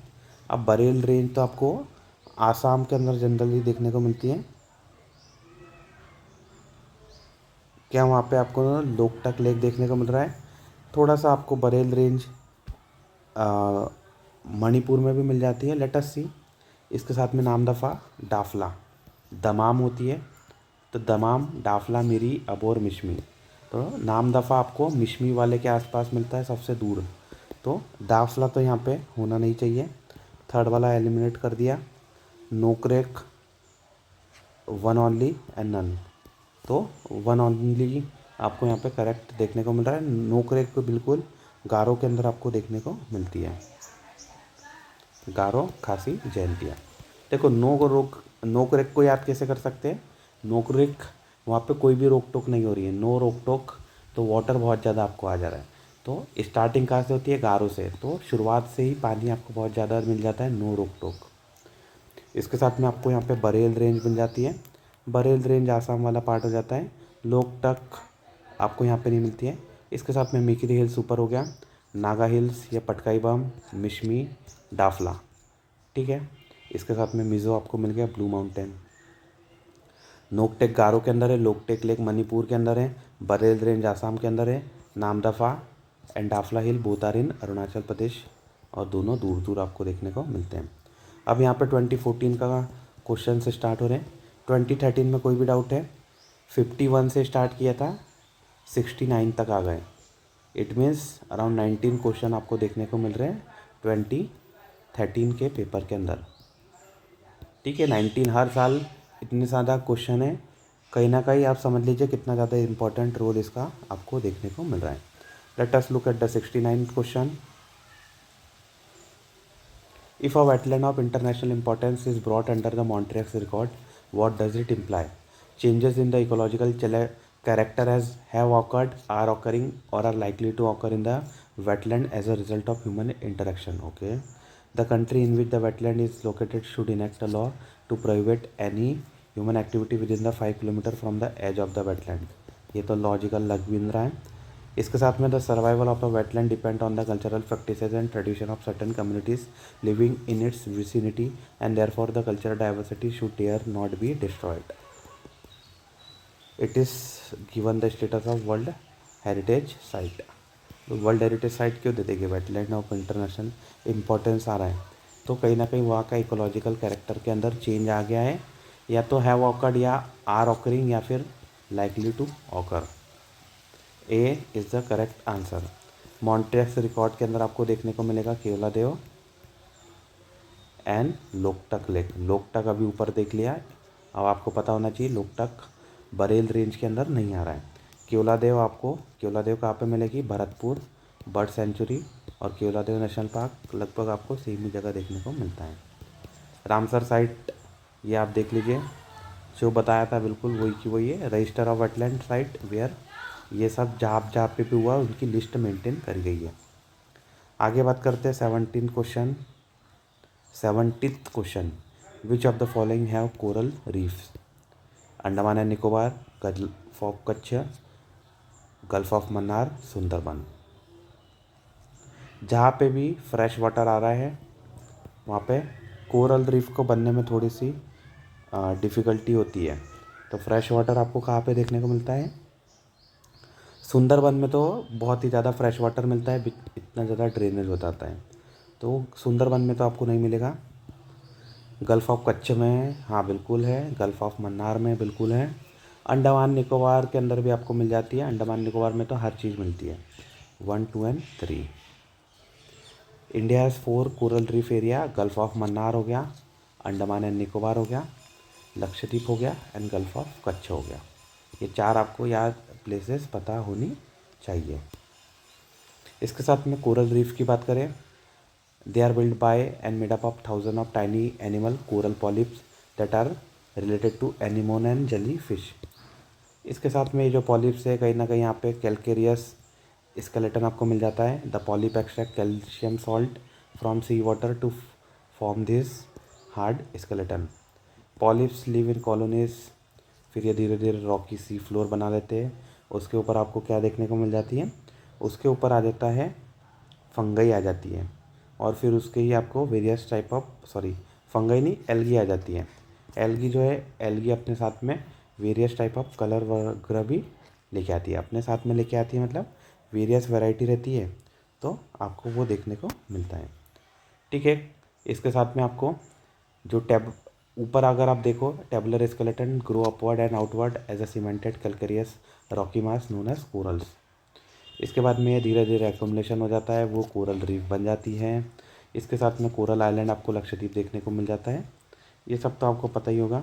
There are 2 type of coral, hard and soft. Hard coral extract calcium carbonate from sea water to build hard, while coral exoskeleton white coral exoskeleton यहाँ पे आपको देखने को मिलता है। हार्ड कोरल जो है are in the way the engineer of reef ecosystem and measuring the extent of hard coral is a widely accepted metrics for measuring the condition of coral reef. Nonetheless आप ये समझ लीजिए, hard coral जो रहते हैं sea water से calcium carbonate CaCO3 extract करते हैं और वाइट कलर के आपको ये देखने को मिलते हैं। सॉफ्ट वाले attach themselves to such skeleton and older skeleton built by their ancestor. Soft coral जो है also add their own skeleton to the hard structure over the years. This growing multiplying structure gradually form coral reef. वो ये hard वाला पहले मिल जाता है, उसके ऊपर जो धीरे धीरे बनता है वो आपको सॉफ्ट कोरल देखने को मिल जाता है। इसके अलावा आपको fringing reef, barrier reef, atoll, ये सब आपको देखने को मिल जाता है। कोरल आइलैंड जो that are formed on atoll are the most important coral reef. अब ये जो डिफरेंट टाइप की ये जो तीनों चीज़ें होती है, फ्रिंजिंग रीफ, बैरियर रीफ, ये आपको ज्योग्राफी के अंदर पता होना चाहिए। अगर नहीं पढ़ा है तो जाइए आप इसको पढ़िए, थोड़ा बहुत आपको फिगर देखने से भी समझ में आ जाएगा। ग्रेट बैरियर रीफ 1200 माइल का है। यहाँ पे आपको कहीं ना कहीं ये देखिए, GBR is not a single reef but rather a very complex consisting of many reefs. इसके साथ में आइडियल कंडीशन कोरल ग्रोथ की क्या है? स्टेबल क्लाइमेटिक कंडीशन होना चाहिए। और इसके साथ में coral are highly susceptible to quick changes. तो यहाँ पे जो है कहीं ना कहीं स्टेबल कंडीशन होनी चाहिए, परपेचुअल वार्म वाटर होना चाहिए, थोड़ा सा जैसे ट्रॉपिक्स के अंदर आपको मिलता है 30 डिग्री नॉर्थ से लेके साउथ तक के। इसके साथ में where diurnal and annual temperature range are very narrow. Warm water हमेशा ही आपको मिलना चाहिए। इसके साथ में शैलो वाटर होना चाहिए, सनलाइट यहाँ तक के पहुँचना चाहिए। इसके साथ में अगर आप देखो कि coral reef absent on the west coast of tropical continent because of cold ocean current. Cold पसंद नहीं है, वार्म वाटर पसंद है। क्लियर सॉल्ट वाटर क्लियर होना चाहिए। क्लियर से क्या होता है? बिल्कुल जो सनलाइट तक आ जाती है। Abundant plankton, adequately supply of oxygen and microscopic marine food आपको यहाँ पे मिल जाता है। They are essential for their growth. इसके साथ में आपको लिटिल और नो पॉल्यूशन आपको वहाँ होना चाहिए। अगर पॉल्यूशन रहता है तो कहीं फिर वो क्या बोल सकते हैं, फ्लरिश नहीं हो पाते। इसके साथ में अगर बात करें कोरल एंड जूज़ैंथले के, तो कोरल के ऊपर जूज़ैंथले आ जाते हैं, जो एल्गी आ जाते हैं, उसे हम जूज़ैंथले भी कहते हैं। जू बोले तो एनिमल से भी आप रिलेट कर सकते हो। ये they are the autotrophic micro algae belonging to the various taxa of phylum dinoflagellate. Coral phylum cnidaria आ गया, जूज़ैंथले का फाइलम आ गया डिनोफ्लैजिलेट। ठीक है, ये आपको याद रखना है, थोड़ा सा इम्पॉर्टेंट हो भी जाता है। इसके साथ में symbiotic relationship between coral and zooxanthellae. जो कोरल है कहीं ना कहीं जो एल्गी है उसको हैबिटेट प्रोवाइड करता है, उसे एड्रेस देता है, और जूज़ैंथले क्या करता है, फूड प्रोडक्शन करके उसे प्रोवाइड करता है। ठीक है, ये है कहीं ना कहीं आप यहाँ से आपको देखने को मिल जाएगा। इसके साथ में आप धीरे धीरे क्या हो रहा है, कोरल ब्लीचिंग हो रही है, क्योंकि कोरल जो है बिल्कुल पॉल्यूशन बढ़ रहा है, और जो है कोरल का एसिडिफिकेशन हो रहा है, सॉरी ओशन का एसिडिफिकेशन हो रहा है। उसके कारण क्या हो रहा है, जो CaCO2 है, सॉरी CaCO3, ये कहीं ना कहीं ये इसका जो कार्बनिक एलिमेंट है वो धीरे धीरे कम होते जा रहा है, धीरे धीरे जो है एसिड के कारण ये डिप्लीट होते जा रहा है। अगर आप देखोगे तो ये यहाँ पे आपको वही की वही देखने को मिल जाएगा, और इसे ही हम कहते हैं जब वाइड स्प्रेड पे कोरल जो है अपने कोरल और जूज़ैंथले का जो उनका सिम्बायोटिक रिलेशनशिप है वो टूट जाता है, तो उसे हम कहते हैं कोरल ब्लीचिंग। ब्लीचिंग बोले तो वाइट हो जाना। वाइट कैसे हो जा रहा है, क्योंकि जो माइक्रो एल्गे थे वो छोड़ के चले गए, जूज़ैंथले चले गए। The density of zooxanthellae decline, समझ में आ गया।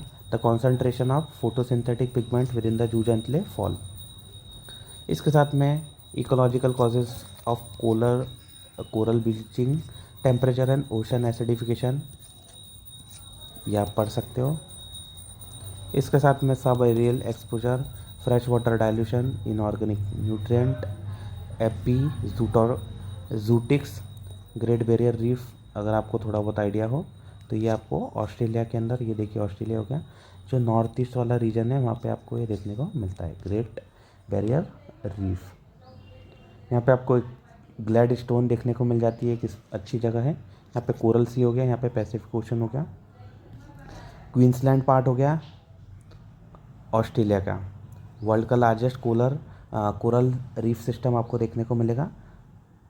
ये सब आप देख लीजिए, 900 आइलैंड्स है ये सब। धीरे धीरे यहाँ पे भी आपको कोरल ब्लीचिंग देखने को मिलेगी due to high ocean temperature. इसके साथ में जो डुगोंग आपको यहाँ पे मिल जाती है, और ग्रीन टर्टल भी मिल जाता है। इंडिया की कोरल रीफ आपको 4 जगह पे थी। इसके साथ में ZSI zoological survey is attempting to restore coral reef by using biorock technology in gulf of Kutch. Biorock technology क्या है, मतलब इस तरीके से एक बायोरॉक लगा देते हैं, उसके ऊपर वेट करते हैं कि कोई जूज़ैंथले आ जाएगा, और फिर कोरल वहाँ पे धीरे धीरे आके कोरल भी कहीं ना कहीं अपनी धीरे धीरे कैल्शियम कार्बोनेट सिक्रीट करते जाए, और फिर वो एक चेन पॉजिटिव बन जाए। तो बायोरॉक ये टेक्निक आपको देखने को मिलेगी। UPSC इज ऑलरेडी आज question on the biorock technology. इसके साथ में अगर आप बात करें तो ये kappaphycus alvarezii, it is a multi center seaweed park project promote cultivation of exotic seaweed in Tamil Nadu coastal village which poses threat to coral reef. जहाँ पे भी ये सब हो रहा था, तो ये कहीं ना कहीं ये वाला जो सीवीड है उसे प्रमोट करने की कोशिश हो रही है। Kappaphycus alvarezii is a red algae, but it's actual life colour is green और येलो। सीवीड है, बस इतना आपको याद रखना है। UPSC अभी तक के इसको टच नहीं करा है, क्वेश्चन पूछा जा सकता है। कप्पा फाइकस अल्वारेजी, ठीक है। इट इज़ अ ल्यूकोरेटिक पॉलीमर कॉल कैरागिनम, इससे हम प्रोड्यूस कर सकते हैं। इसके साथ में इमल्सिफाइंग एजेंट और थिकनिंग एजेंट का रूप में भी यूज़ हो सकता है। गल्फ ऑफ मन्नार आपको तमिलनाडु में मिलता है, यहाँ पे आपको सी ग्रास के पेड़ मिल जाते हैं। पाक बे डुगोंग कंजर्वेशन भी है। Gulf of Mannar marine national park, ये it is one of the 6 marine national park and only marine biosphere reserve in India. इसके अंदर आपको इसके अलावा द्वारका के अंदर भी आपको मरीन नेशनल पार्क मिल जाता है, द्वारका मरीन नेशनल पार्क। इसके साथ में टू कोरल रीफ, तो वही की वही बातें हो जा रही है। ये जो है एक थ्रेट ये भी है, gulf of Mannar have been invaded by Kappaphycus. अब ये जो है कप्पा फाइकस है, तो कहीं ना कहीं इसके कारण जो है जो कोरल रीफ है धीरे धीरे डिस्ट्रॉय हो रहे हैं। थ्रेट टू डुगोंग, तो डुगोंग भी आप देखिए, commercial cultivation of kappaphycus in park way may affect the effort to conserve the dugong population. ठीक है, सी ग्रास का कल्टीवेशन हो रहा है, उसके कारण दूसरी चीज़ भी अफेक्ट हो रही है। और फर्स्ट डुगोंग कंजर्वेशन कहाँ पे मिलेगा? पार्क पे, तमिलनाडु के अंदर आपको देखने को मिलेगा। 4 coral new coral recorded in Indian water. अब ये न्यू कोरल कहाँ पे मिल रहे हैं आपको? और जूजेंटले कोरल आपको ये देखने को मिल जा रहे हैं, not containing zooxanthellae and derive nourishment not from the sun but from capturing different form of plankton. ये 200 मीटर से 100,000 मीटर तक के मिल जा रहे हैं। जूजेंटले आपको शैलो वाटर तक मिलते हैं, ये अजूजेंटले है, यहाँ पे मतलब आपको एल्गी नहीं देखने को मिल रही है। ठीक है, थोड़ा सा यूनिक फॉर्म है। ये आपको इंडिया के अंदर भी साइंटिस्ट ने रिकॉर्ड किया है, अंडमान एंड निकोबार आइलैंड के अंदर। आगे बात करते हैं 71st question. With reference to Bombay natural history society, ये तो एनजीओ है, consider the following statement. It is an autonomous organisation under the ministry of environment forest and climate change. NGO है, पहले ही बता चुका हूँ। It strive to conserve nature through action based research, education and public awareness. तो NGO क्या कर सकता है? तो एनजीओ यही कर सकता है, it organises and conduct nature trail and camp for the general public. तो क्या ये भी करता है क्या वो, जनरल पब्लिक के लिए नेचर ट्रेल ये सब ऑर्गेनाइज कराना? एक बार ये चेक करना पड़ेगा। फर्स्ट वाला तो इनकरेक्ट हो गया, तो we are left with 2 only and 2 and 3 only. अब यूपीएससी देखो इस तरीके से 50-50 पे गेम खेलता है। हालांकि अगर उसने एक हाथ भी कहीं पे नेशनल ट्रेल या कैंप करा दिया होगा, तो इनको यूपीएससी को एक एक चीज़ का ध्यान रखना पड़ेगा। तो इतना यूपीएससी इतना डेप्थ में नहीं जाती है, कहीं ना कहीं उसने कॉपी पेस्ट करा होगा कहीं से। तो it organises and conduct natural trail, भाई ये एनजीओ कर भी क्या सकती है। इसके साथ में 1883 से आपको ये वर्क करती हुई मिल रही है, one of the oldest NGO भी देखने को मिल जाती है। इसके साथ में it has also along with central zoo authority it has establish vulture conservation breeding programme. आगे बात करते हैं 72nd question. Guar in India, cluster bean guar is traditionally use as vegetable और animal feed, but recently the cultivation of these has assumed significance. Which of the following statement is correct with in this context? Cluster bean. The oil extracted from seed is used in the manufacturing of biodegradable plastic. बाप रे, ये तो बहुत ही farfetched आपको देखने को मिल गया। The gum made from its seeds is use in the extraction of shale gas. Okay, थोड़ा सा नया कुछ कॉन्सेप्ट मिल रहा है। The leaf extract of this plant has the properties of antihistamines. ये भी हो सकता है। It is a source of high quality biodiesel. तो बायोडीजल के अंदर आपने ग्वार वगैरह का नाम तो नहीं सुना है, और अगर हाई क्वालिटी रहता तो नाम आपके पास में कहीं ना कहीं ये तो आ ही जाता। करेक्ट आंसर आपको बी देखने को मिलेगा। बी जो है कहीं ना कहीं ये शेल गैस एक्सट्रैक्शन के अंदर इसका आपको यूज़ देखने को मिल रहा है। देखिए, क्लस्टर बीन जो है it is native to India and it is widely grown in dry warm and arid region. It is a source of guar gum. Guar gum की बात करें तो guar gum is derive from the guar seeds, a legume crop that grows in semi arid region, Rajasthan, Gujarat, Haryana. इतना generally कोई जानने की ज़रूरत नहीं है, यूपीएससी ने एक बार पूछ लिया। थोड़ा सा आड़ा टेढ़ा क्वेश्चन टाइप में आप कह सकते हैं इसको। अगली बार इस तरीके के क्वेश्चन जो आते हैं वो एक ही बार रिपीट होते हैं, हर साल नहीं आते हैं। ठीक है, फिर भी देख लीजिए, gum made from it seeds is use in the extraction of shale gas. India is the largest producer of guar, ये आपको पता होना चाहिए। 75% ऑफ द ग्वार गम और derivated produce in India are exported mainly to US and European countries. Rajasthan in western India is the major guar producing state, accounting for 70% production. Gujarat, Haryana, Punjab, MP वगैरह के अंदर भी आपको देखने को मिल जाता है। आगे बढ़ते हैं 73rd question. With reference to global environment facility, which of the following statement is are correct? It serves as financial mechanism for conservation on biological diversity and United Nations Framework Convention on Climate Change. Okay. Financial mechanism of CBD and United Nation framework convention on climate change global environment facilities. हमने जब 1992 वाला जो convention पढ़ा था उसके अंदर हमने ये देखा था कि 1992 के अंदर GEF बनाया गया था, वर्ल्ड बैंक उसका ट्रस्टी था, ये सब हमने देखा था। Let us look it undertake scientific research on environment issues at global level. Scientific issues वगैरह तो कुछ बात नहीं करता है।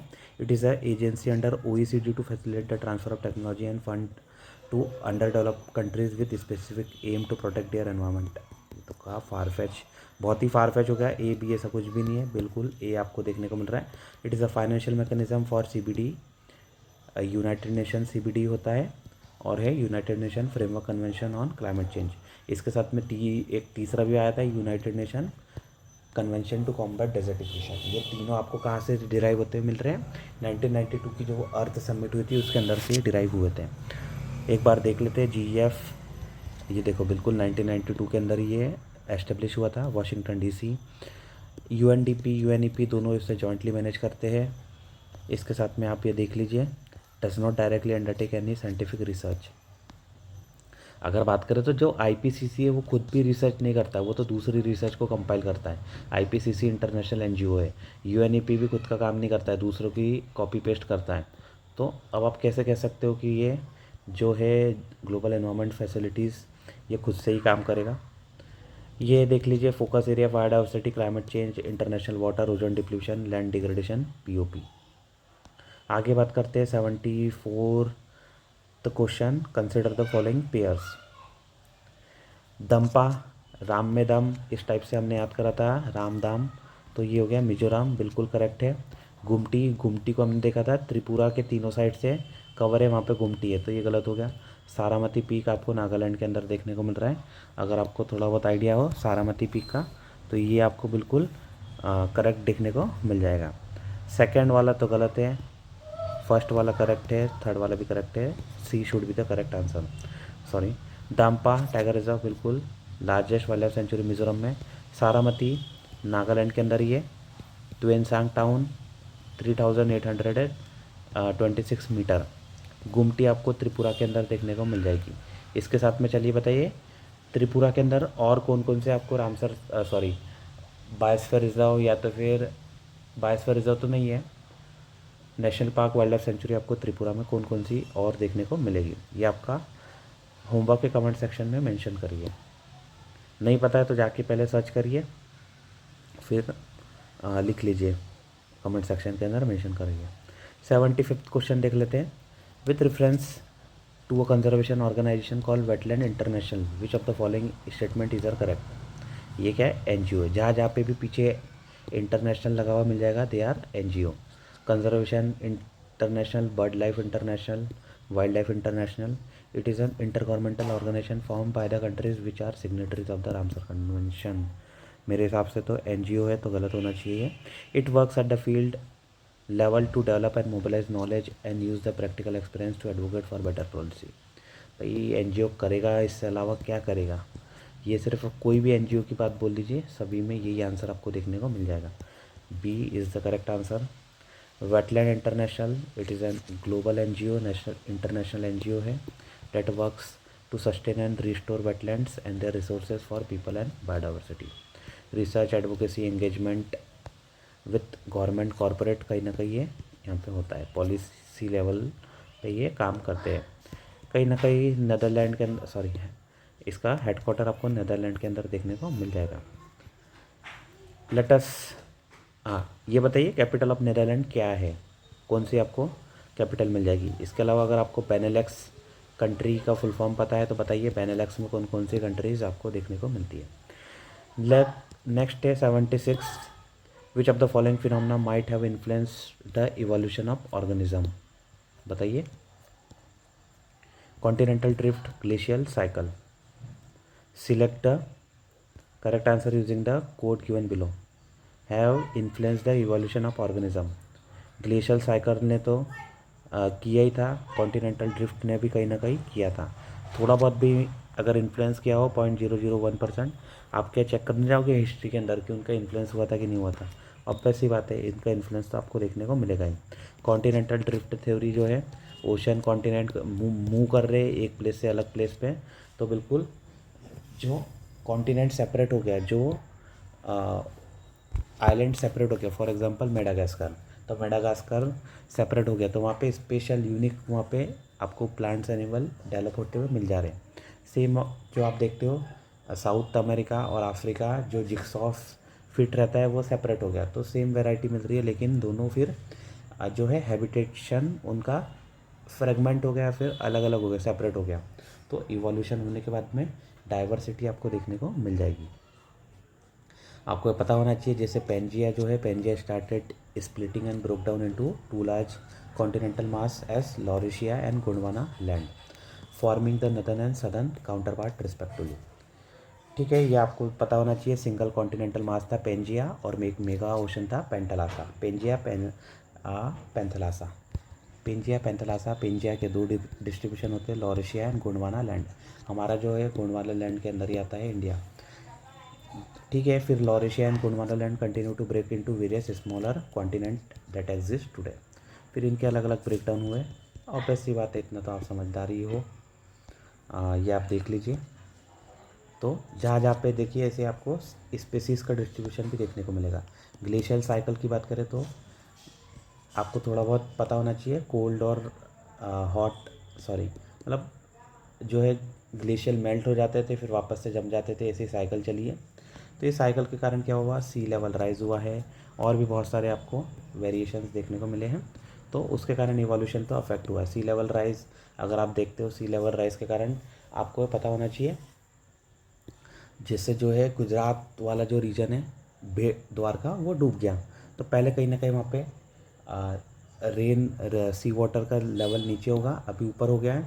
इसके साथ में आपने ये भी देखा है कि राजस्थान भी कभी ना कभी, राजस्थान गुजरात का जो पार्ट है बहुत सी का पार्ट था, लेकिन अब धीरे धीरे सी वाटर वहाँ से मतलब लैंड मास ऊपर आ गया है। तो जो भी आप कहना चाहो, तो वेरिएशन दोनों चीज़ों के कारण वेरिएशन हुआ है और दोनों चीज़ों के अंदर ग्लेशियल साइकिल का कहीं ना कहीं इंपॉर्टेंट रोल आपको देखने को मिलेगा। Late us look at the 77 question. Other than poaching, what are the possible reason for the decline of the in the population of Ganges river dolphin. Ganga river dolphin को कहा जाता है सूसू। इसके अलावा आपको मेनली 4 रिवर डॉल्फिन मिलती है, गंगा, ब्रह्मपुत्रा, एक है मेकोंग और एक है आपको चाइना के अंदर देखने को मिलेगा। बताइए चाइना के अंदर कौन सी डॉल्फिन है, ये आपको कमेंट सेक्शन में मेंशन करना है। चाइना की एक सबसे जो इम्पोर्टेंट रिवर आती है उसके अंदर आपको डॉल्फिन देखने को मिलेगी। ठीक है, चलो रहने दो, आप ही बताइए, मैं नहीं तो बता दूंगा। ठीक है, construction of dams and barrage के कारण क्या डिक्लाइन हो रही है पॉपुलेशन। ऑब्वियस सी बात है, इससे नहीं होगी तो किससे होगी। Increase in the population of crocodile in river. तो क्रोकोडाइल कहाँ बढ़ रहे हैं यार रिवर में ठीक है, फिर भी तो पहली बात तो उसके क्रोकोडाइल की पॉपुलेशन बढ़ने से डॉल्फिन को खतरा क्या हो जाएगा, क्या डॉल्फिन को खा जाते हैं, ये तो थोड़ा सा हो गया। Getting trapped in fishing net accidentally, ये तो इंपॉर्टेंट मिल जाएगा। 1/3 शुड गो, 1/3 जहाँ जहाँ पे हो गए वो आना चाहिए। अब use of synthetic fertiliser and other agriculture chemical in crop field in the vicinity of rivers, तो क्या इससे भी इफेक्ट पड़ रहा है भाई। इम्पैक्ट तो थोड़ा बहुत कहीं ना कहीं अगर 1-2% भी पड़ा है तो होना चाहिए, तो 4th भी होना चाहिए। तो 1, 3 and 4 should be the correct answer C. South Asian river dolphin ये आपको मिल जाता है गंगेज एंड इंडस। गंगेज आपको गंगटिका और इंडस कहीं ना कहीं आपको माइनर वाला। इसके साथ में अगर बात करें इंडिया, बांग्लादेश, नेपाल, पाकिस्तान, इसके अंदर आपको गंगाज रिवर डॉल्फिन मिल जाती है। थ्रेट क्या है, तो थ्रेट तो ये सब आप समझते ही हो। IUCN एंडेंजर्ड है, शेड्यूल 1 अपेंडिक्स 1, इसको कहा जाता है सूसू, अभी आपको ऑलरेडी बता ही दिया। इसके बाद में it is an indicator species of the river Ganga, ये डिनोट करती है कि आपका जो वाटर है फ्रेश वाटर है और अच्छा है। Because of the sound it produce when breathing the animal is popularly referred to as the susu. इसके साथ में ये फ्रेश वाटर में ही रहती है, इसेंशियली ये ब्लाइंड आपको देखने को मिलती है। It is also a blind dolphin. Ultrasonic sound का ये यूज़ करती है। इसके साथ में इसका डिस्ट्रीब्यूशन आपको गंगा, ब्रह्मपुत्र, मेघना रिवर का जो डिस्ट्रीब्यूशन है उसके अंदर देखने को मिलता है। मेघना बोले तो कहाँ पर है, मेघना अगर आपको बरक रिवर जो जाती है, बरक रिवर कहाँ पर, ब्रह्मपुत्र के अंदर, फिर उसका नाम मेघना हो जाता है, ये आपको वो वाला तीनों के अंदर आपको देखने को कहीं ना कहीं मिल जाती है। इसके साथ में Karnaphuli Sangu river system of Bangladesh and India, and Saptakoshi and Karnali river of in Nepal, Karnali and Saptakoshi. इसके साथ में आप देख लीजिए Ganga river dolphin national aquatic animal भी डिक्लेयर कर दिया गया था 2009 के अंदर। State aquatic animal of Assam भी है। इसके साथ में आप देखिए कन्वेंशन ऑन माइग्रेटरी स्पीसीज जो है CMS, उसके अंदर भी ये लिस्ट हो चुकी है। Only the Gangetic river dolphin is listed in the, मतलब इंडिया की साइड से आपको डॉल्फिन के अंदर गंगेटिक रिवर डॉल्फिन देखने को मिल जाती है, गंगेज रिवर डॉल्फिन। इसके साथ में इनके प्रोडक्शन के लिए Vikramshila Gangetic dolphin sanctuary Bihar के अंदर मिल जाती है, only sanctuary for dolphin conservation. इसके साथ में प्रोजेक्ट डॉल्फिन भी एक चल रहा है on the line of project tiger that aims to save both river and marine dolphin. इसके साथ में conservation action plan on the Gangetic dolphin. इसके साथ में integrated development of wild life habitat के अंदर 22 स्पीसीज इंक्लूड है, उसमें से एक आपको गंगेज रिवर डॉल्फिन भी मिल जाती है। Declared as national aquatic animal है, 2009 में डिक्लेयर हुआ था, तो उसका कंजर्वेशन फिर वहाँ से भी बढ़ता हुआ मिल रहा है। इसके साथ में national mission on clean Ganga celebrate October 5 as a national Ganga river dolphin day. ठीक है, कितने सारे आपको इनिशिएटिव यहाँ पे मिल गए जो कहीं ना कहीं प्ले कर रहे हैं इंपॉर्टेंट रोल। इसके बाद में let us look at the 78 question. Brominated flame retardant are use in many household product like mattresses and upholstery, why is there some concern about their use? Brominated flame retardant, they are highly resistant to degradation in the environment, मतलब ये बहुत समय तक environment में रहता है, highly resistant to degradation है। Okay, they are able to accumulate in humans and animal, bio accumulation वाला जो कॉन्सेप्ट है वो हो सकता है। भाई एबल है तो कहीं ना कहीं हो तो सकता है, और ये एनवायरमेंट में बहुत समय तक रहता है, इसीलिए तो गड़बड़ है। अगर जल्दी हट जाएगा तो इतना कोई इशू आएगा ही नहीं। थोड़ा बहुत तो आप ये लॉजिकल एनालिसिस से भी इसको आंसर को लेके आ सकते हो। They are the man made chemical that are added to a wide variety of product, they are less flammable. अब ब्रोमिनेटेड फ्लेम रिटार्डेंट है, कहीं ना कहीं इस तरीके के जो भी चीज़ बनती है वो आपको आर्टिफिशियली देखने को मिलती है। इसके अंदर आप देखिए प्रोब्रोमिनेटेड डाइफिनाइल ईथर, हेक्साब्रोमिनेटेड, ये जो भी है ये सब आप देख लीजिए। अब इतने ज़्यादा अलग अलग आपको आर्टिफिशियल केमिकल चीज़ मिल रही है, तो कहीं ना कहीं इससे नेगेटिव इम्पैक्ट तो आएगा ही। तो नेगेटिव इम्पैक्ट आपको मिल गया ह्यूमन पे एज वेल एज एनिमल पे। इसके साथ में causing neuro behavioural effect and endocrine disruption, भाई ये भी है, ये अगर आप बायो एक्यूमुलेशन हो जाता है तो ये टॉक्सिक रहता है। ऑब्वियस सी बात है, कोई भी केमिकल है ब्रोमीन वगैरह आपके अंदर जाएगा तो टॉक्सिक तो रहेगा ही। नेक्स्ट है 79 question bats bears rodent, the phenomena of hibernation can be observe in which of the following kind of animal? Hibernation एक रहता है, हाइबरनेशन एक रहता है एस्टिवेशन, और भी आपको उसके अलावा भी और भी अलग अलग देखने को मिल जाएंगे। ठीक है, हाइबरनेशन की बात करें तो जनरली ये आपको कहाँ पे देखने को मिलेगा? हाइबरनेशन जो रहता है ठंडी के मौसम में, है ना, यस, कोल्ड वाले समय पे देखने को मिलता है। Let us look bat bears rodent, कौन कौन से हाइबरनेशन करते हैं?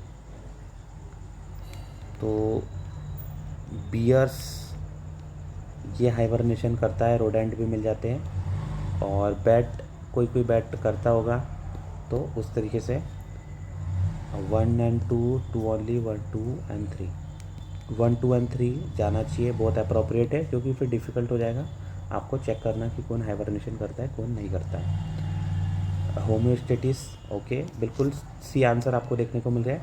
होम्योस्टेटिस की बात करें, सॉरी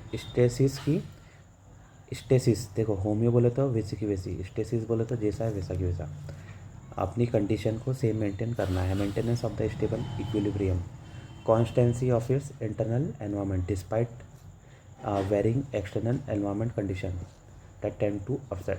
बाहर का एनवायरनमेंट कैसा रहे, अपने आप को आप मेंटेन करके रख रहे हो आपके इंटरनल चीज़ों को, तो वो क्या हो गया? Homeostasis. If it is successful life continues, अगर it is unsuccessful it result in a disaster और death of the organism. Following are the ways by which homeostasis can be achieved.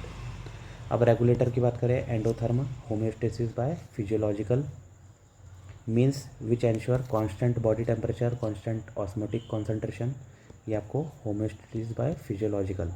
All birds mammal and a very few कहीं ना कहीं they capable of such regulation, thermo regulation या फिर osmo regulation. Plant do not have such mechanism.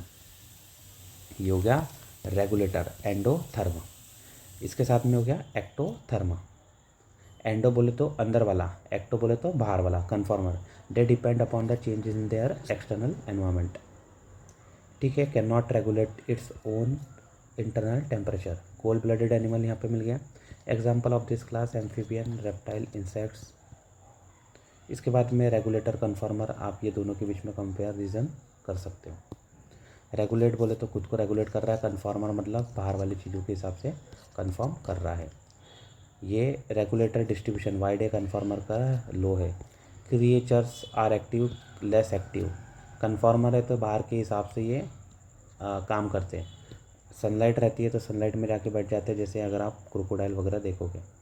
इसके साथ में generally ये cold blooded मिलते हैं। Their body temperature changes according to their surrounding, ectotherm. They maintain and generate internal heat to regulate internal body temperature. Endotherm को आप इससे warm blooded भी कह सकते हो। ठीक है, आगे बात करते हैं, माइग्रेशन होता है वन प्लेस टू अनदर। इसके साथ में सस्पेंशन हो जाता है। Organism if unable to migrate might avoid the stress by escaping in time. अब ये सस्पेंशन कैसे होता है? सस्पेंशन हाइबरनेशन के थ्रू हो जाता है। हाइबरनेशन यहाँ पे स्लो ब्रीथिंग होती है, लो बॉडी टेम्परेचर कर लेते हैं। मेनली जो करते हैं वो लो मेटाबॉलिक रेट के थ्रू होता है। Reduce heartbeat. तो ये हाइबरनेट कौन कौन से आपको देखने को मिलते हैं?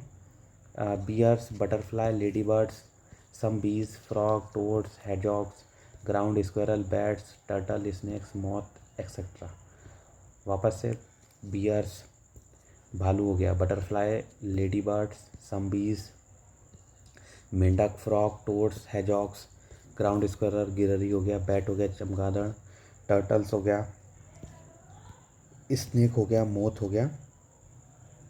ये क्या करते हैं? कहीं ना कहीं building up thick body fat layer during late summer and autumn that will provide them energy when they hibernate in winter. पहले ही पेट भर के खा लेते हैं और बाद में धीरे धीरे उससे निकालते रहते हैं जब विंटर में वो हाइबरनेशन के पीरियड में जाते हैं। इसके साथ में snail and fish go into aestivation to avoid summer related problem. For example lady beetle, tortoise, crocodile, salamander गर्मी के कारण परेशान रहते हैं तो गर्मी के अंदर ये एस्टिवेशन में चले जाते हैं। क्रोकोडाइल आप समझ सकते हो, और सैलमेंडर और इससे रिलेटेड जितने भी आपको रेप्टाइल्स मिलेंगे कहीं ना कहीं उससे आप रिलेट कर सकते हो। टॉर्टॉइस, क्रोकोडाइल, सैलमेंडर ये सब आपको एस्टिवेशन में जाते हुए मिल जाते हैं क्योंकि ये गर्मी से परेशान रहते हैं। Many zoo plankton species in lakes and pond are known to enter diapause, a stage of suspended development. ये भी आप समझ सकते हो, डायापॉज मैनी इंसेक्ट माइट्स। अगर आप देखो 10,000 साल तक के ऐसा कहा जाता है मकड़ी जिंदा रह सकती है। भाई ऐसा है तो फिर से तो अलग ही लेवल पे काम चल रहा है। ठीक है, अब नेक्स्ट क्वेश्चन देख लेते हैं, 80th question. Which of the following aids CO2 to the carbon cycle on the planet Earth? Volcanic action, respiration, photosynthesis, decay of organic matter. ये शायद लास्ट क्लास में भी इसके ऊपर से एक क्वेश्चन आया था, अब वापस से क्वेश्चन आ गया। इट मीन्स कि ये हो गया, एक बार चेक ही कर लेते हैं। रेस्पिरेशन से तो क्या लेते हैं आप? O2 लेते हो, CO2 बाहर भेजते हो। फोटोसिंथेसिस में CO2 से O2, तो फोटोसिंथेसिस तो नहीं होना चाहिए। फोटोसिंथेसिस नहीं है, डीके ऑफ ऑर्गेनिक मैटर भी है, वॉल्केनिज्म भी है। ऑब्वियस सी बात है, यहाँ पे आ गया 1, 2 एंड 4। ठीक है, इसके अंदर तो कुछ बताने जैसा नहीं है, ये आपको सबको पता होना चाहिए। अगर आपको नहीं पता है तो जाइए, थोड़ा बहुत आपको नॉलेज गेन करने की रिक्वायरमेंट है। कार्बन साइकिल देख लीजिए, वही की वही बातें हो रही है, पहले भी हम देख चुके हैं। कार्बन मेनली स्टोर कहाँ पे रहता है? रॉक एंड सेडिमेंट के अंदर, which while the rest is located in the ocean, atmosphere and living organism. These are the reservoir sink through which carbon cycles.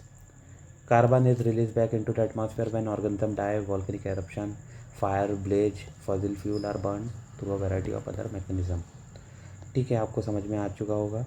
Carbon sink इसलिए हम कहते हैं जीरो टीलेज। जीरो टीलेज भी क्यों कहते हैं? क्योंकि कार्बन सॉइल के अंदर स्टोर रहता है। Natural method of carbon sequestration, afforestation हो गया। ओशन या ब्लू कार्बन, अफॉरेस्टेशन बोले तो पेड़ लगाओ। Amazon rainforest are the largest carbon sequestration in the world. Ocean और ब्लू कार्बन क्यों होता है? क्योंकि जो एल्गे रहती है, एल्गे एब्जॉर्ब करके रखती है, इतना तो सभी को पता है। इसके अंदर आपको ब्लू कार्बन के अंदर बायोमास, मैंग्रोव, सॉल्ट पैन, सी ग्रासेस, एल्गे, सी बेड, ये सब चीज़ें आपको ब्लू कार्बन के अंदर देखने को मिल जाता है। ठीक है, ये कहीं ना कहीं but increase amount of this result in ocean acidification which changes the ocean water chemistry. ठीक है, ज़्यादा भी कर नहीं सकते, नहीं तो फिर केमिस्ट्री चेंज हो सकती है। लेकिन हमारे पास में आर्टिफिशियल मेथड्स है लाइक जियो इंजीनियरिंग। इसके अंदर कार्बन फार्मिंग कर सकते हो आप। Method in which method which capture carbon dioxide and use it for the agriculture by spreading it into the soil। ठीक है, बेनिफिट ऑफ कार्बन फार्मिंग क्या है? मतलब क्या है? कैप्चर कर रहा है CO2 और उसको सॉइल पे स्प्रे कर दे रहा है। कहीं ना कहीं एग्रीकल्चर का वहाँ पे यूज़ के अंदर हेल्प मिल रही है। It increases improve soil water retention, it increases soil organic matter, reduces the use of fertiliser. इसके साथ में आपको बायोकार मिल जाता है, बायोचार भी कहते हैं। बायोचार जो रहता है वेस्ट को कहीं ना कहीं पायरोलिसिस करके हम उसको एक पैलेट्स वगैरह बना लेते हैं, इसको पैलेटाइजेशन भी कहते हैं। इसके साथ में आयरन फर्टिलाइजेशन होता है। जो आयरन जो है कहीं ना कहीं इसके कारण क्या होता है? एल्गल ब्लूम हो जाती है। एल्गल ब्लूम या फिर ये एज अ यूट्रोफिकेशन के अंदर हेल्प करता है। एंकरेज करता है the phytoplankton growth by spraying iron dust which remove the carbon from atmosphere। For example, Lohafax experiment in India and Germany। अब ये सब का क्या है? मोर ग्रोथ ऑफ फाइटोप्लैंक्टन। कहीं ना कहीं इसके कारण जो केमिस्ट्री वो डिस्टर्ब हो जाती है, disruption of ocean nutrient cycle. इसके साथ में यूरिया फर्टिलाइजेशन भी मिलता है। Urea is spread on the water body which causes the growth of seaweeds which the process of photosynthesis remove the CO2 from ocean. Seaweed can also use to manufacture third generation biofuel. तो वो ये urea डाल दो, urea से alkyl Bloom हो जाता है। वो एल्कल ब्लूम का यूज़ हम मतलब वो सीवीड का यूज़ हम कहीं ना कहीं बायोफ्यूल बनाने के लिए यूज़ कर सकते हैं। इसके अलावा हो गया carb fix. It is a process that capture CO2 and other acidic gases in water and store it in the sub surface by drilling. वो ये फिक्सेशन कर दो ज़मीन के अंदर, कार्बन को अंदर फिक्स कर दो। Carbon cycle as a climate buffer.